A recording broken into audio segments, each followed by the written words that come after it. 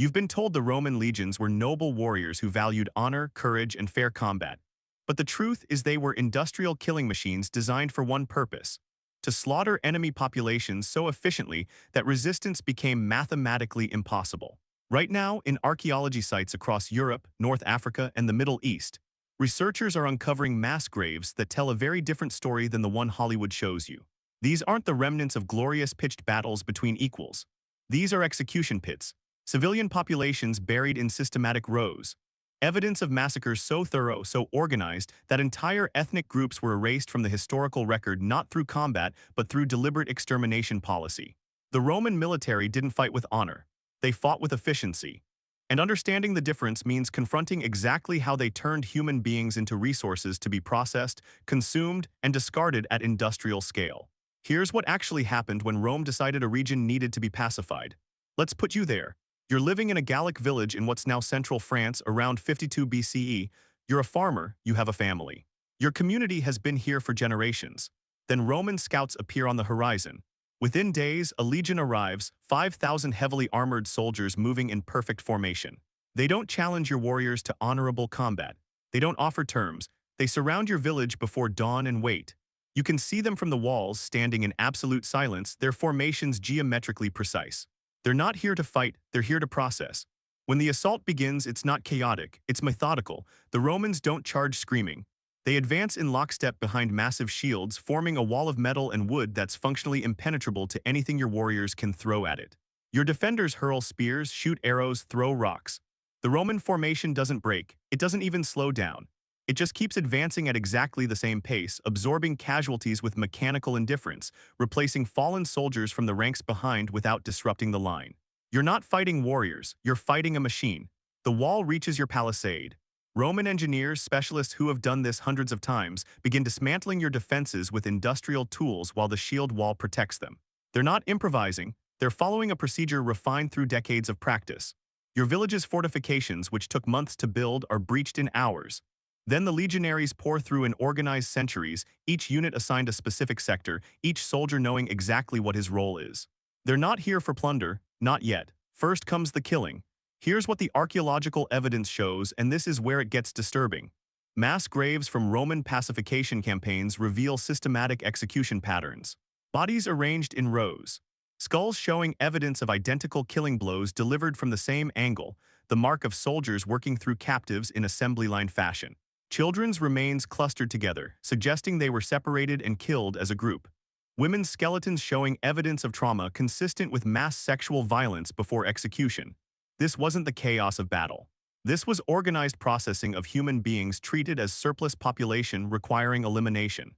Caesar's own writings confirm this, though he describes it with bureaucratic detachment that makes it even more chilling. In his Gallic Wars, he casually mentions selling 53,000 Aduatuci into slavery after their surrender. Not warriors, the entire population. Men, women, children, processed through slave markets like cattle. He records besieging Avaricum and slaughtering 40,000 inhabitants, sparing almost no one. He describes this as military necessity, using the exact same tone he uses to discuss bridge construction. The killing wasn't personal, it wasn't emotional. It was a logistics problem being solved through the application of organized violence. Now understand what this looked like from your perspective as that Gallic farmer. The battle is over. Your warriors are dead, you've survived by hiding. Roman soldiers are going house to house. You hear screaming from the next building, then silence. Then they're at your door. You don't fight because you've seen what happens to people who resist, they die slowly. You surrender, they bind your hands with practiced efficiency. You're herded into the village square with everyone else who survived, hundreds of people. The Romans separate you into groups, men of fighting age to one side, women and children to another, elderly to a third. You understand immediately what this means, even if you've never seen it before. This is sorting. This is categorization. This is the prelude to decisions about who lives and who dies. The elderly group is marched away. You never see them again. Archaeological evidence from similar sites suggests they were killed immediately, too old to sell, too costly to feed, serving no purpose in Roman calculations. The women and children are chained together in a line. They're assets now, valuable. They'll be marched to a slave market and auctioned. Your wife is in that line. Your children are in that line. You can see them. You can't reach them. A soldier hits you when you try. You learn quickly not to try again. The men of fighting age your group face a calculation.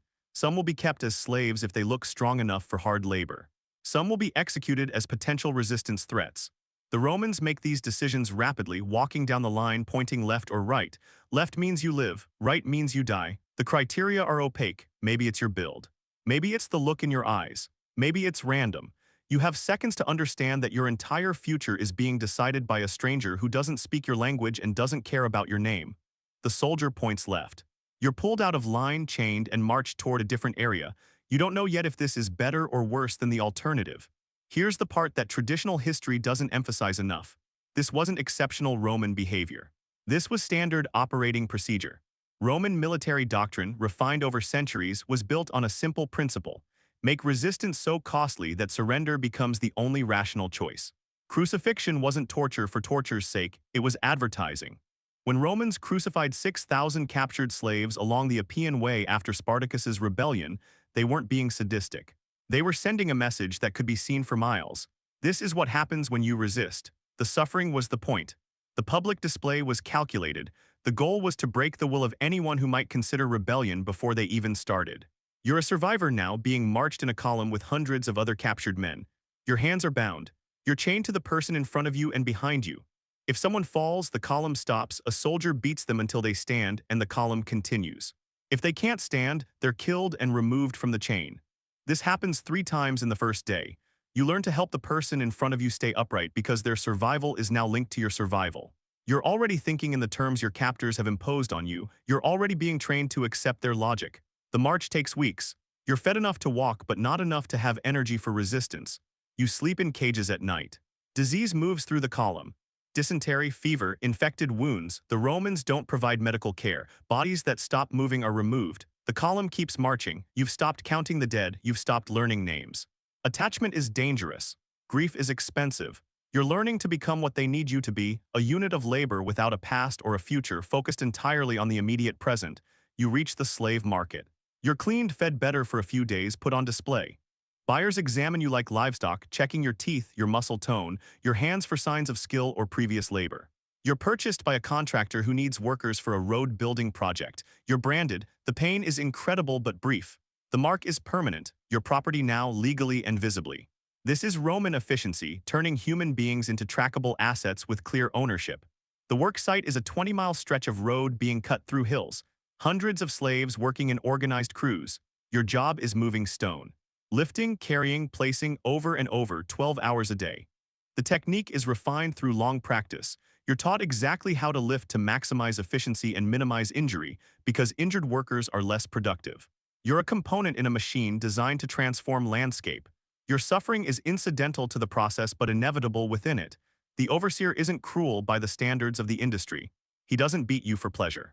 He beats you when you slow down because his job is maintaining output, and violence is the most efficient tool for that purpose. You learn the rhythm. You learn to pace yourself to avoid attention. You learn to become invisible while remaining productive.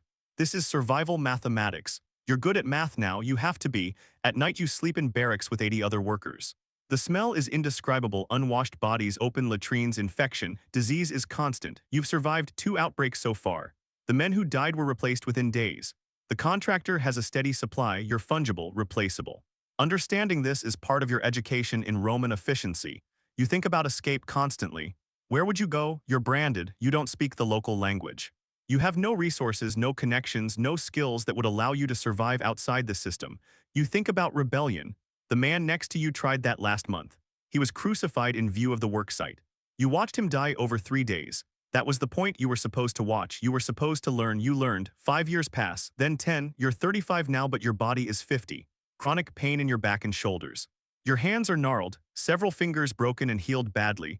You've outlasted most of the men who arrived with you. You don't know if this makes you strong or just unlucky. The question feels meaningless anyway. You keep moving stone because stopping means death, and you're not ready to stop, even though you can't articulate why. This is what Roman honor actually looked like on the ground. Not glorious combat between equals. Not noble sacrifice for higher ideals. Just systematic processing of human beings into labor units, backed by violence so overwhelming and so organized that resistance became suicide. The Roman military didn't win through courage or valor. They won through logistics, discipline, and the willingness to apply industrial-scale violence to civilian populations. until submission became the only viable option. The archaeological evidence makes this undeniable. Across the former Roman Empire, you find the same patterns. Execution pits from pacification campaigns, slave quarters at work sites, evidence of systematic exploitation refined over centuries into a science. The Romans didn't hide this. They celebrated it. Trajan's column in Rome shows Roman soldiers carrying severed heads, leading captives in chains, burning villages. This wasn't propaganda depicting exceptional cruelty, it was propaganda depicting standard military success. The message was clear: this is what Rome does, and resistance is futile. Modern scholarship has started being more honest about this, but popular culture still clings to the myth of honorable Roman warriors. Movies show disciplined soldiers fighting worthy opponents in fair combat. Reality was slave columns, crucifixions, mass executions, and systematic destruction of populations who resisted incorporation into Roman power structures. The efficiency was real, the discipline was real, the honor was mythology. Here's why this matters beyond just correcting historical record. The Roman model of organized state violence deployed systematically to break resistance and extract resources became the template for every empire that followed. Colonial powers didn't invent these techniques. They inherited them, refined them, industrialized them further. The logic is the same. Apply overwhelming force, make resistance costly beyond calculation, turn conquered populations into economic resources, justify everything through narratives about civilization and progress.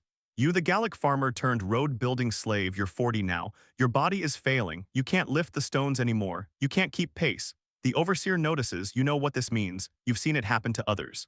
One morning you're simply not chained with the work crew, you're left behind. No explanation, no ceremony, you're surplus now, used up. The machinery moves on without you. What happens next depends on the contractor's current needs. Maybe you're sold to someone who can use damaged labor. Maybe you're just released, turned out with nothing, nowhere to go, no way to survive. Maybe you're killed quietly to avoid the administrative burden.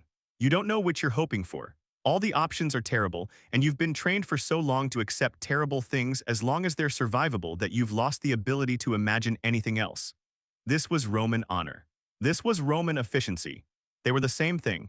The machine worked because it was designed to work, refined through centuries of practice, supported by legal structures that made human beings into property and violence into policy. The soldiers who ran this system weren't monsters.